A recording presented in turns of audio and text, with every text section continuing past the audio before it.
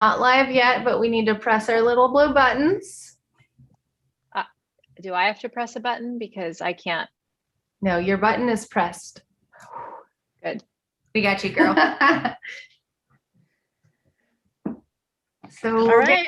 give a couple minutes to join as we reorient. How'd your trip go, guys? They drove to Destin, Florida today. Yes. I feel like we've both lost it a little bit. We both have had way too many cups of coffee and we're Not super perfect.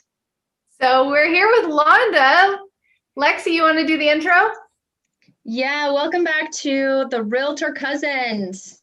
Yay! We have McCall and Catherine together today. They are in Florida right now, but Catherine's normally in Charlotte, North Carolina, and McCall is usually in Jacksonville, Florida, and I'm in Tri-Cities, Washington. Londa is our guest, and she's in Florida and Tri-Cities. She's bi-coastal mogul. Thank you. Oh my God. I'm going to give a brief introduction on Londa, and then we'll have her tell us a little bit about herself. Londa is co-owner of Sherwood-Austin Business Growth Experts, along with her husband, David. She has been a life and business coach for 15 years, spanning a variety of industries. She also has an extensive background in real estate of almost 5 years, being an agent, broker, team lead, and productivity coach. Londa is also a mom of 9 and a grandma to 6. What makes Londa different is her lust to help people become better versions of themselves. She brings a wonderful perspective to those of us that need help reaching our personal and professional goals. She is kind and to the point. Also, she has started a new podcast, and we're excited to hear more about that. Why don't you take it away, Londa? Tell us a little bit about yourself and your background. Oh, well, 30 years in sales and marketing. I've done a lot of sales training, a lot of, I've written a lot of training material. I've done scripting for Fortune 500 companies. To every job I've ever had, I've streamlined their systems and their sales and their scripting and all that kind of thing. Real estate for the last 5 years. I also homeschooled for 24 years. And so that'll teach you to be organized and streamline a few things. So that's kind of my background and my history. So you were homeschooling before it was cool? Yeah, way before. Yeah, I don't know that it ever got cool. I just know that the pandemic forced everyone into it. And I almost kind of came out of retirement because I was for a long time on, the internet known as the mom coach, because I was in that world for so long. And I almost thought, man, if there was ever a time people needed to know what I know about doing that, it's now. And then, but I was too busy with real estate to really, do it. But I threw a few things out there. I fielded a lot of phone calls though from people. And so, yeah. Great. Well, we're really excited to have you on, Londa. And I know that you're just starting up a new business, which is super excited. And we're really excited to dive into that. But before we start, we have a quick game that we want to play. Okay. So what did we end up naming this one? Prevail or Fail. And these are business ideas that we came up with in the last 5 minutes. And you, as a business coach and mentor, will tell us so it's a mini Shark Tank. So you tell us if these 5 businesses will prevail or fail. And you can just say the one word, prevail or fail, or you can dive into why or why not. So let's kick off. You go first. Okay. So a subscription hair cutting service for men. So you pay once a month and you can go as many times as you want to get your hair cut. No, fail. Okay. Okay. It won't sustain. For the hairstylists, it won't. And it's funny that you asked me this question because I'm also a partner in a salon that's opening in Tri-Cities. Right. And so I know that would not sustain well. It wouldn't make money. Right. Yeah, you'd lose money. Agree. Okay. Rent a bridesmaid. So we all are at the marrying age, and we all have friends that have a nightmare story of my best friend since childhood. She bailed on me the morning of the wedding. So we have a catalog of, diverse women and men, and you rent a bridesmaid, or for bachelorette parties, the fun one. Yeah, Prevail. I love it. That's awesome. We'll start tonight. Yeah. Perfect. Okay. The next one is and we've actually branded this one already, Dashpresso. So an espresso on your dash in your car. Huh? Espresso machine that it has on-demand coffee on your dash. Like, Oh, Yeah. I think it's too niche. I don't know. I think that's a fail for me. okay. Fancy watch box subscription. So rent a Rolex, basically. Yeah, for sure. Yeah, let's do that. Awesome. Last Yeah, one. I love it. How How did you come up with? I'm so impressed you came up with these. in the last 5 minutes. But that's the caffeine that we're talking about. Yeah. We're kind of on this like next level. Like It could work though. I I think it's working for you. We also haven't seen each other in a really long time, so that helps. Okay, the last one is a headboard water spout. So in the middle of the night, when you wake up and you're so thirsty, you can just like a little Camelback. Is that all it does? I suppose you could put any liquid in it, but Wine? oh, for people on bed rest. We did. Yeah. Yeah, that's where my mind went. Yeah, I think this is a genius idea. All right. And that wraps up Prevail or Fail, sponsored by some winners. Cheers, honey. Cheers. I had to, and I was so excited because this is the blood orange. I haven't had it before. Oh, which one are you drinking? The crisp apple? Crisp apple. You know what? Londa, I have never tried this before. Catherine brought it for our show because we know that you're a huge fan based on your podcast. I hadn't tried it yet, and I like it. Right? I'm usually a bubbles girl, but I like it. Me too. I love fizz I love and the bubbles. But here we go. Which is why I was so excited about this. So yeah, and I have Prevail. it here today. Prevail. It definitely has been. Yeah. That is so good. Okay, enough with the icebreaker silliness. We'll be working on some of those. So let's just dive right into the meat and potatoes. So what is the motivation behind Sherwood-Austin Business Growth Experts? Tell us your motivation. Well, after being a business coach for the last 18 years, I've honed some really unique skills.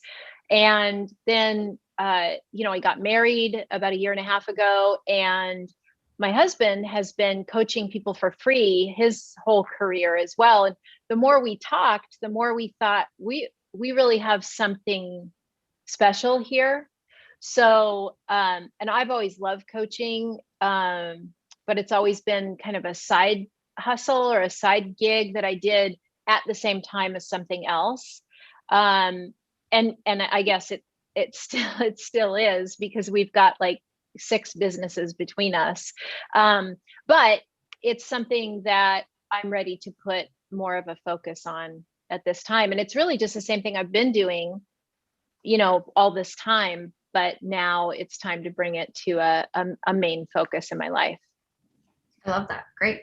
Are you focusing on specific niche businesses or all across the board? Yeah, all across the board, really, because that's what my coaching's always been. It's never been really down into a tight niche, but there are certain industries that I love more than others, or I'm more partial to, or whatever. But I can and have worked in any industry. So, yeah. Mm-hmm. I was going to ask, what role does real estate have in your life? That's a great question. Currently, or what role has it played in the last 5 years, or both? Well, when did you start in real estate and why? And I feel like maybe that helped get you to where you're at now, just with that experience? For sure. Yeah. I started real estate in June of 2016. And I started it because I'd come to a place in my life where my life was, I needed something that I could build quickly. I wanted to build investments. I wanted to build wealth for the long term. Because, you know, I was 45, I'm 50 now, but I was 45 and I thought, I need a retirement. I need investments. I need to build a future. I wanted to, you know, a legacy to pass to my kids, that kind of thing. And so that was really the motivation for me, was to build financial stability for the future, for retirement, that kind of thing. And I thought, well, I've marketed a lot of different products over the years. What could I market, take all my skills to, and it would have a good return on my investment of time and skills and dollars, because it's not cheap to get started in real estate. And I thought real estate.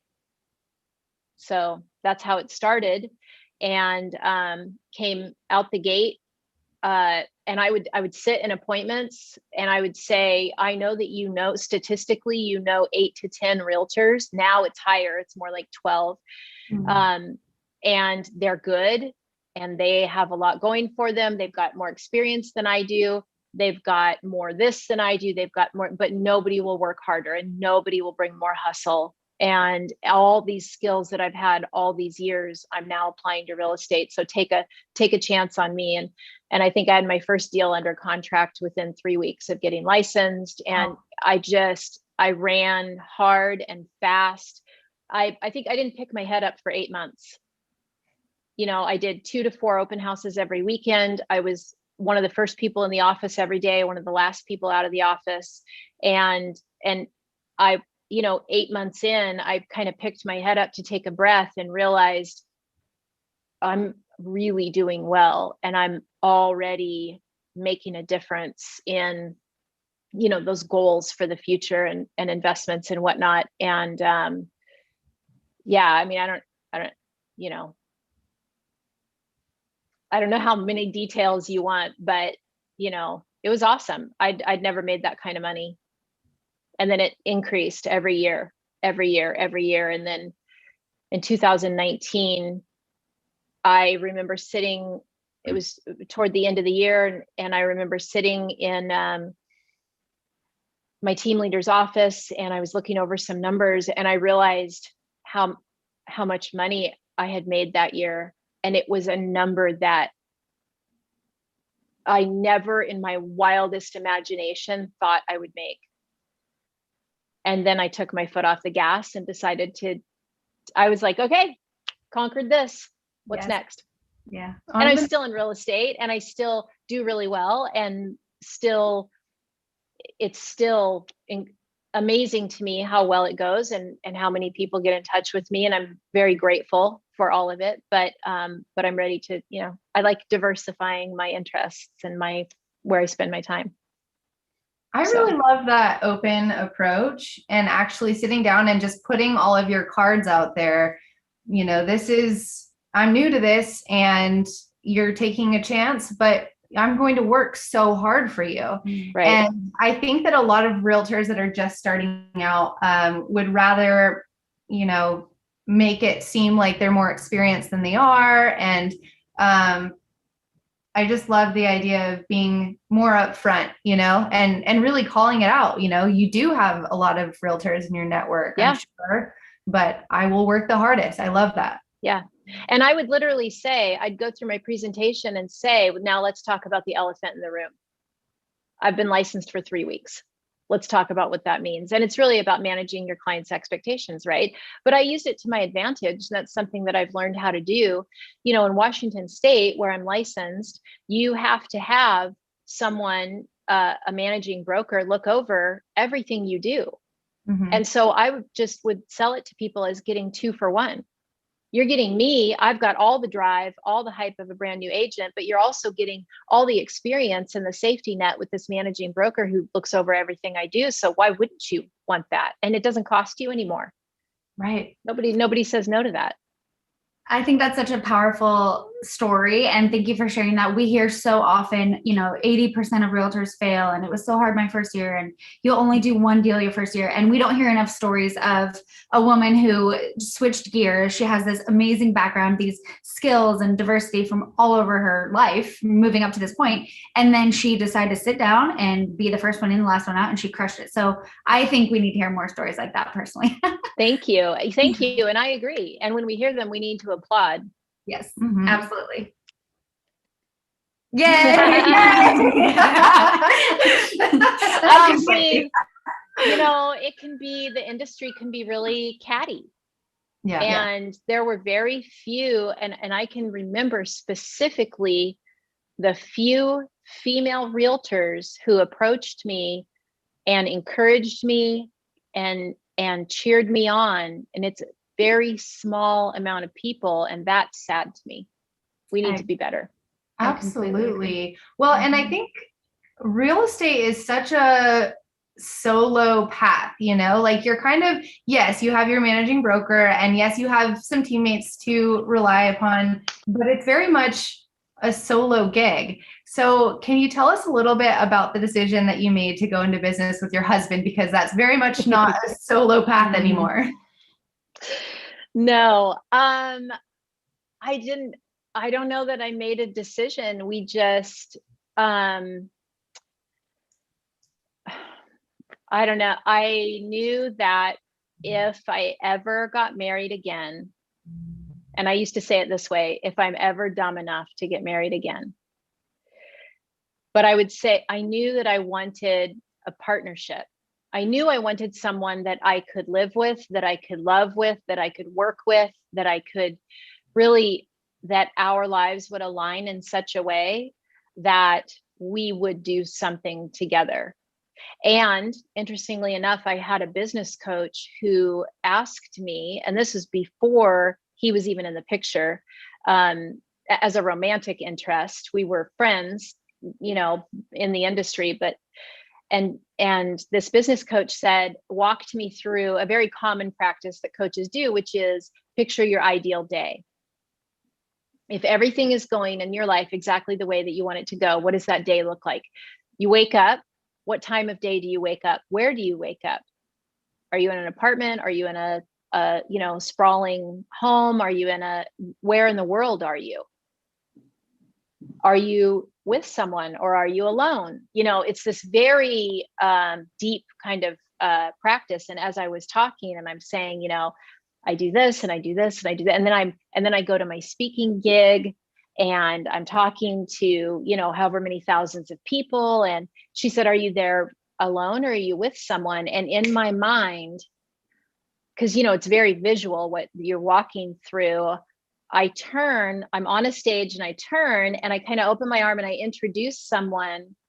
And I kid you not, in my vision, out walked this guy who I was like, he was my friend and my lender partner, but I was not thinking of him as a, romantic possibility. And in my mind's eye, that happened. And then I got really serious about pursuing him like a lioness. So what an awesome story. That is really great. I was going to ask you how you met him, but that kind of explains a little bit about that. So wow. Yeah, well, we met in the industry. He's a lender and I was a realtor, and we were both single, and I flirted with him and he ignored me, and then I just kept pressing on until he couldn't ignore me anymore. So we have to take a pause for a second here. David, your husband, was a neighbor to us Savage gals for many, many years. Mm-hmm. So David has been a fixture in our lives, watching all of us kind of grow up and start in real estate. And so it was just really cool to see everything go the way it's gone, just because David is such a good friend of ours, and the fact that you guys are so happy together and on this new adventure, it's just been so much fun to watch. So yes. So the consulting firm it kind of came about because in the last year and a half, we have these conversations about different businesses and how they could be better, do better, or, it's a shame because I think, this business, business that we just visited is going to be closed in a year because they blah, blah, blah, blah, blah. And as we just kept having these conversations, we started saying, man, we should do this. We're really good at this. We should really do that. We should take our skills and that's the Sherwood-Austin was born. I love that. I also love that you envisioned your life with not only a romantic and whatever partner, but as part of your business as well. I think that's really powerful. And I'm with Keller Williams currently, and they really focus on building a big life funded through real estate sales and building a great family, a great community, and all the, it all plays together. So I love that. Yeah. And as someone who has moved from Washington to Florida as well, do you mind touching on being bi-coastal, A, and B, what moving cross country meant to you and your business? Yeah, for sure. Well, I didn't really know what it was going to mean, right? There were three really big factors that came into play. And one of them was I wanted our now 9 children together to know you're never stuck in a place. Live a life of adventure. Go do the thing, right? And so it was important for me to, I guess, be an example of that to them, to not be afraid to go, and live big. And then another piece of that was, well, frankly, the environment in the Tri-Cities where I was in the real estate community got pretty hostile toward me when we got married. There was a small, sector of people that were really upset by it and tried to get me fired from my position at my company, tried to make life a living hell for us, and in some ways succeeded. And so that made it really uncomfortable for me. And part of how I cope with that is I travel a lot. Well, we were traveling so much. And then the third factor that came into play was the pandemic. Right. So we're already traveling a lot. We're already not meeting with clients. We looked around one day and neither one of us had met face to face with a client in 5 months. And we're like at our resort in Austin, Texas. And we thought, well, we could do this from anywhere. We could do this from literally anywhere. So then we started getting really serious about if we had a second home, where would we want it to be? And that's how we ended up in Central Florida. And now we spend more time in Central Florida than we do in Washington. So it's almost kind of flip-flopped that's more our primary location. And this is more our secondary location because we're only here about a week every month and we're there 3 weeks. And what it meant for me in my real estate was it didn't really change that much. Right. All of my listings I do completely remotely anyway. And then I just send people out. I mean, somebody else puts my sign up, someone else takes my photos, someone else stages, someone else. So that was easy. The listing side is easy to do remotely. The buy side, I just found some really great partners to work with, and they are my boots on the ground. And then I get to do the part of it that I love, which is the contracts and the negotiation, because I love it. I love the negotiation part of it. And I love the contracts. And so it's kind of been the best of all worlds. It didn't slow my real estate down at all, and if I don't want to take on another client, I've got plenty of partnerships that I've built that I, just hand them off and I'm happy as a clam. And how it's affected me personally is I'm just a lot happier and a lot healthier. Yeah, I can hear that in your voice when you explain that. When you're doing the things you love and you're the best at, then the world is just cooking with gas. So I love that. Yeah, totally. Yeah. So after being around real estate agents for so long, but also having that coaching brain and always wanting people to better themselves as human beings, basically, what is something you wish a lot of real estate agents would stop doing?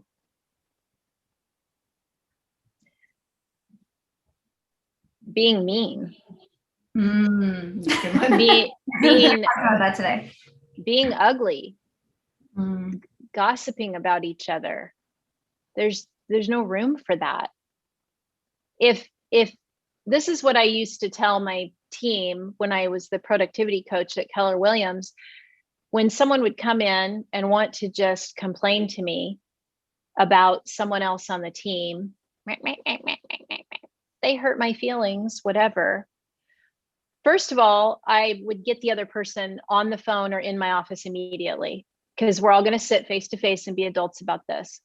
And then I would talk to them about this. And this is my advice: be so busy working that you don't have time for this. Yep. So I think a lot of people in real estate, and it's not a gender specific issue, people in real estate in general aren't busy enough. And so they've got time to scour the MLS and your social media for all your violations. And they've got time to pick apart your personal life or your choices, or make up stories about, oh, they saw you here doing that, or talk to one of your old clients and now they've developed this idea, and just spreading stories. Just be nice. Jeez. So be busier. I wish they'd all be busier and stop being so mean to one another. The world's hard enough. Good grief. Yes. It's not as if it gets you ahead by gossiping or by being mean. It might make you feel a little bit better about yourself, maybe, but it's not as if like doing that equals more commission. Right. And I'll add to that, and you hear agents standing around the water cooler talking about how crazy the market is. I mean, if I hear someone say, oh, how this market is so crazy one more time, I was like, yes, we're living it. Like, move on. I'm like, go get some more listings. Right. Yeah. Or like what Zillow's doing next, or what Realtor.com is doing next. Like, move exactly. Exactly. And people have asked me a lot, in the last 5 years, my opinion about Zillow. I don't care what they're doing. I'm too busy handling my client load to worry about what they're doing. Exactly. I don't care. No. I'm just over here running my own race in my own lane with my blinders on, living my best life, trying to help other people do that too. Love that. So to piggyback off of that, what's something that you wish that realtors would do more of? Read the contract. Yeah. Answer their phone. Yeah. Yeah, I don't even care if they answer their phone, but could they read and learn the contract? That'd be super helpful. Although at the same time, I've used them not knowing it to my advantage and my client's advantage. I can't tell you how many times. Right. So yeah, but that's what I wish they would do. And I'll leave that. One of the things that I was telling McCall about you when I was explaining who Londa was, I said, she is so direct and it is so refreshing because it's not as if you talk to Londa and she beats around the bush. She's like, read the damn contract. Yeah. Yeah. We need more people like you in this world of, hurt feelings and beating around the bush, like you said. So I'm just glad we have you on our show, our little Peanuts show, before you're speaking to audiences of thousands of people, which will happen very soon. So yes, it has. And I think it'll happen more. I'm really excited for that. I've been preparing for this my whole life. Sounds like it. So tell us about your podcast and where people can find that. Yeah, we're so new at this. I'm actually not even sure where you can find it. I think you can go to Simplecast and find it. If we're connected on Facebook or Instagram, it's in, my bios there. I think we just learned today it's on Apple, whatever. This is how much I don't know.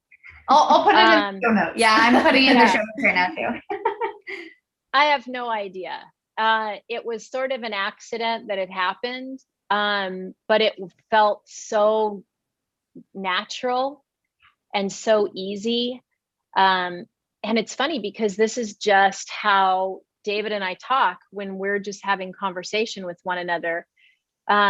so it's almost like we've been practicing this for a year and a half without even really realizing. And we just put a couple of microphones in front of us so that we could share it with everyone else. That's actually something I touched on. I said, I feel like we're sitting in their living room, not necessarily a fly on the wall. We felt like we were part of the conversation, but we did feel very comfortable. I've never met you in person, so I felt like we were just all sitting around the dinner table chatting. It was fun. That's awesome. I love that. And we've heard that a lot. So I don't know exactly what we're doing that's making people feel that way, but I'm thrilled out of my mind. And our favorite thing to do is sit around the table and talk. So hopefully that just keeps working for us. And where it's going to go and what it's going to be about, I'm not even really sure.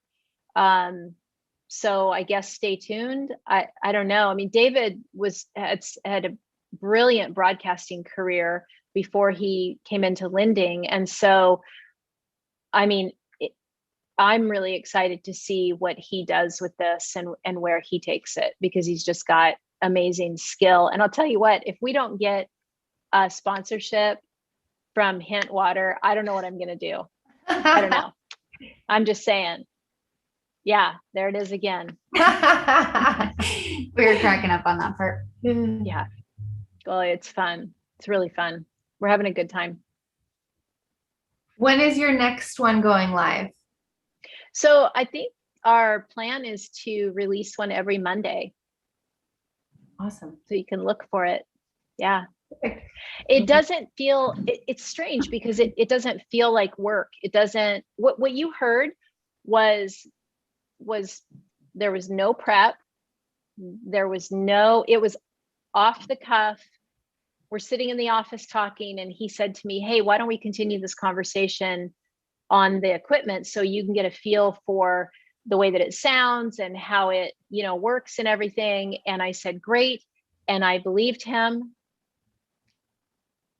And then we get the equipment on and everything. And all of a sudden he's doing an intro. And I was literally sitting across the table from him, mouthing the words, what are you doing? And there we went. And you heard the raw footage. It's so good. So I guess it works. I don't know. I hope it entertains people, but I hope they learn too. I hope that people who listen to it learn a little bit more about business and how to close a deal successfully, because that's what I want. And also how to have empathy, because that's really important to me. And if you listen to the podcast, you heard that. Because man, it's a hard world. We're all going through something. It's harsh out there. It's hard to do everything. And especially through this pandemic, people are struggling, And so I think there's room to give people a space to be heard and be human and be kind. And so I love that. Bringing it back to the fundamentals. Absolutely. We love that part of your podcast that we heard today of you never know what someone just dealt with before your conversation with them, whether it was great news or horrible news. You just have to, be the light. So I think having your reminder of that weekly on Monday, we all know we should be kind to one another, but getting reminders of that via podcasts and mentors, I think that's really a good thing you're doing. Thank you. And thank you very much. And I mean, stay tuned, because the stories that I will tell about being in some of the most traumatic moments of my life and still showing up for people, and how that happened, how I did that, and how strangers' kindness in those moments was so important for me to keep going. I will definitely be sharing more of those stories. And I think these are things that we can all learn and grow from, because like I said, if your mom just died, you still have to go to the grocery store, right? So. Well, I'm excited to hear more. I'm Good. excited to see all of the podcasts roll out on Monday. Yes. And we're excited to have a new podcast to listen to on our commutes. Yes, absolutely. Good. So, very good. Yes. Do you have any last final words that we haven't covered that you want to share to the wavelengths? Oh, Any parting I thoughts? don't know. I guess just the thing that I'm going to be saying probably from now till the day I die is take the time to recognize the humanity around you. Yeah. You know, kindness is always the right decision. And it doesn't mean you can't be direct and be kind. You know, there's room for kind candor, right? You can be straightforward and be kind. You can be, in fact, sometimes being really straightforward, someone is the kindest thing you can do. And so I think that's it. Just taking the time to get outside of ourselves and really see the person in front of us. Super important. That's lovely. I love that. That is the best note to end on. I know. I feel so emotional now. I'm just so happy. I just want to go do random acts of kindness and just spread the love. So we appreciate it. We'll buy someone a glass of wine when we go out later. Hey, it's a little thing. They're going to a cousin's bachelorette party here, so. Oh, did you rent the bachelorettes? Oh no, it hasn't been off the ground yet, that idea. So we did have a couple girls drop out of the party, so we're ending up all paying more. So the business is definitely needed. There you go. Yeah. I see it right there. There's a need right there in front of you. I love it. Absolutely. Well, we can't wait to see what you do next. And thank you so much for joining us. Thank you, Londa. We'll see everybody next Thursday. We have not missed a week yet. Not yet. So see you on the next one. Thank you for having me. Bye-bye. Bye, Miss Londa. Thank you. Bye.